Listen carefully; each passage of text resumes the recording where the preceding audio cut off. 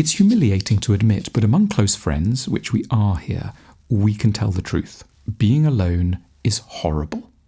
We want a partner. We don't want to spend every weekend by ourselves. We're sick of the long holidays when no one else is around. But to soften our grief, we can take comfort from a small, seemingly incidental detail. Being alone is not always equally awful.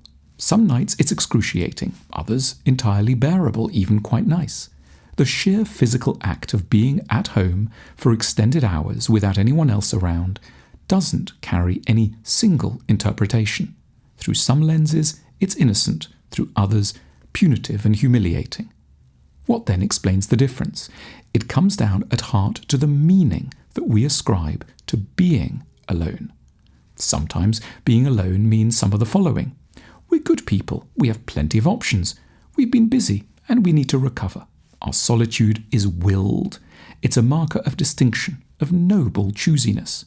Our aloneness says nothing at all damning about us. It's a dignified state, such as enjoyed by some of the highest spirits. Beethoven spent a long time alone, as did Darwin, Agnes Martin and Emily Dickinson. We are in good company, here on our own, in bed at 3 in the afternoon. But at other moments, being alone means something hugely less salutary. As we walk around the kitchen, as we sit on the sofa and look at the grey sky and the pigeon in the courtyard, a grim lens descends over our state. You're like this because everyone has rejected you. You're marked out as deficient. You are, politely put, a loser. There's something wrong with you.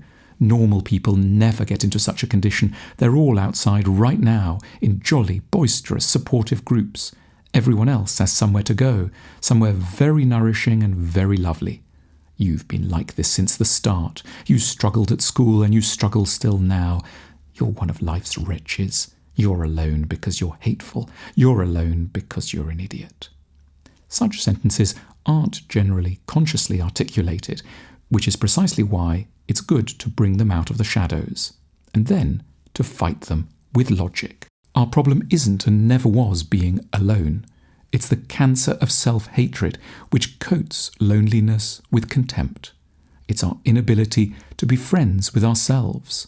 It is, let's hazard a guess, the legacy of a childhood in which no one came when we cried and no one much cared how we felt, and where we were never able to internalize a kindly, benign voice that could make our sorrows feel less stringent.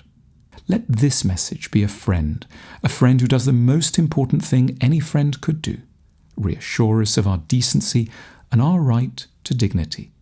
There are no rational grounds to let an entirely unfair self-loathing spoil yet another peaceful, wholly normal, very quiet Sunday by ourselves.